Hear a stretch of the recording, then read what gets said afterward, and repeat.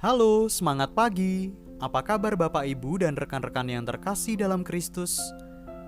Semoga karena kasih Allah, anugerah kesehatan dan kegembiraan senantiasa bersama kita dan keluarga kita di rumah. Hari ini Jumat 1 Juli 2022, dalam tahun liturgi C2, Pekan Biasa ke-13, kita akan mendengarkan sabda Tuhan dari Injil Suci menurut Matius, bab 9 ayat 9 sampai dengan 13. Pada suatu hari, Yesus melihat seorang yang bernama Matius duduk di rumah cukai. Yesus berkata kepadanya, "Ikutlah aku." Matius segera berdiri dan mengikuti Yesus. Kemudian, ketika Yesus makan di rumah Matius, datanglah banyak pemungut cukai dan orang berdosa, makan bersama-sama dengan dia dan para muridnya.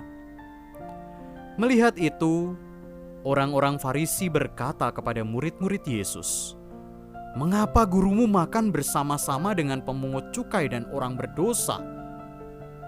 Yesus mendengarnya dan berkata, "Bukan orang sehat yang memerlukan tabib, melainkan orang sakit.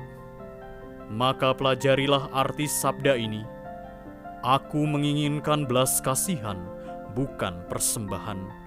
Aku datang bukannya untuk memanggil orang benar, melainkan orang berdosa." Demikianlah sabda Tuhan. Terpujilah Kristus.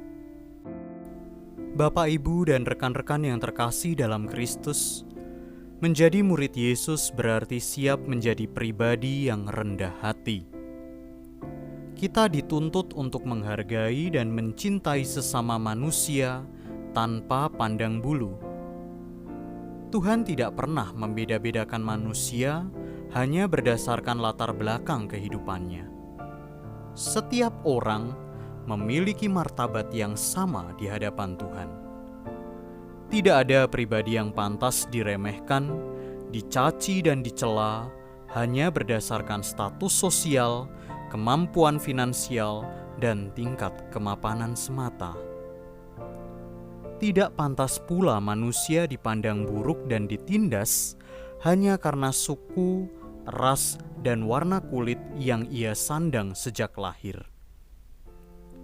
Setiap pribadi manusia berharga di mata Allah.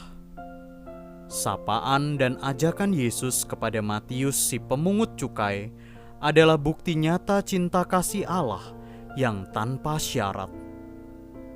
Tidak membeda-bedakan.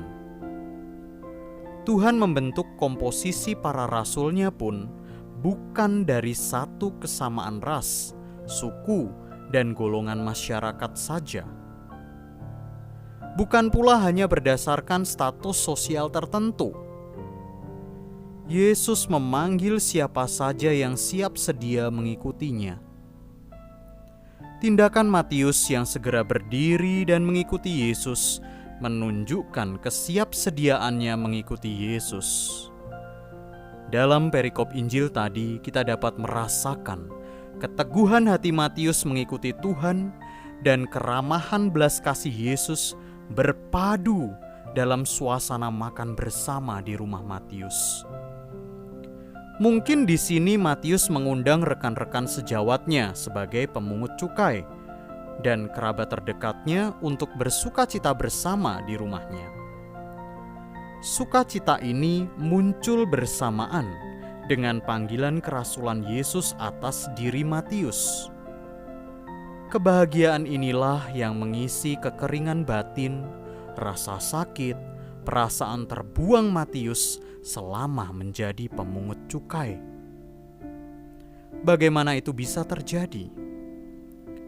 Profesi pemungut cukai merupakan profesi tercela di mata bangsa Yahudi. Kita dapat melihat di dalam perikop Injil tadi, orang-orang Farisi menyejajarkan para pemungut cukai dengan orang berdosa. Pemungut cukai pada saat itu dianggap sebagai profesi yang menunjukkan keberpihakan mereka pada bangsa Romawi yang telah lama menjajah dan menimbulkan kesengsaraan bagi bangsa Yahudi.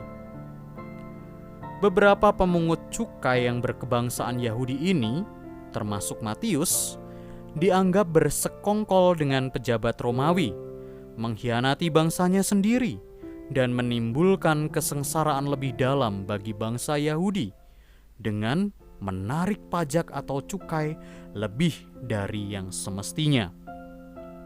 Banyak tua-tua Yahudi benci pada para pemungut cukai karena hal itu, sembari mengutuki mereka juga. Orang-orang Farisi juga tidak rela jika kesakralan makan bersama dalam tradisi Taurat Musa dicemarkan oleh kehadiran para pendosa yang ikut makan bersama Yesus dan para murid-Nya. Namun Bapak, Ibu, dan rekan-rekan yang terkasih, Yesus tidak melihat status dan peran sosial Matius beserta rekan-rekannya sebagai batu sandungan. Yesus mengedepankan aspek pertobatan dan panggilan kemuridan dalam karya keselamatan yang Ia kerjakan. Bahkan di sisi Matius, panggilan kemuridan Yesus menjadi panggilan pertobatan yang menggembirakan, baik bagi dirinya sendiri maupun orang-orang terdekatnya.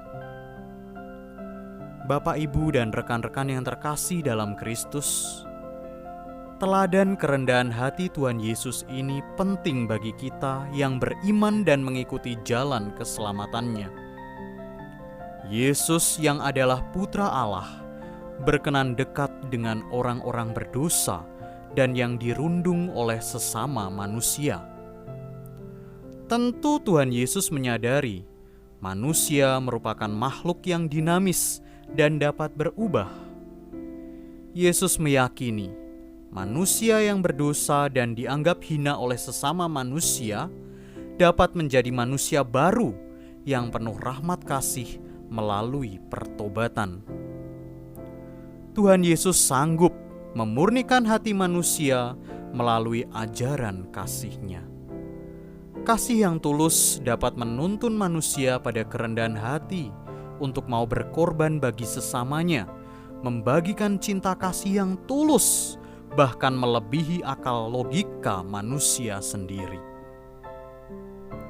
Maka, Bapak, Ibu, dan rekan-rekan yang terkasih dalam Kristus, di sini Tuhan Yesus memegang prinsip dalam karya pelayanannya, bahwa bukan orang sehat yang memerlukan tabib, melainkan orang sakit. Yesus datang ke dunia bukan untuk memanggil orang yang merasa diri benar, melainkan orang berdosa. Allah hanya berkenan datang dan menyapa manusia yang menyadari keburukan, keterbatasan, dan keberdosaan diri. Dengan kata lain, kerendahan hati membawa manusia pada rahmat kasih Allah, sedangkan kesombongan diri hanya membawa pada dosa dan kebinasaan.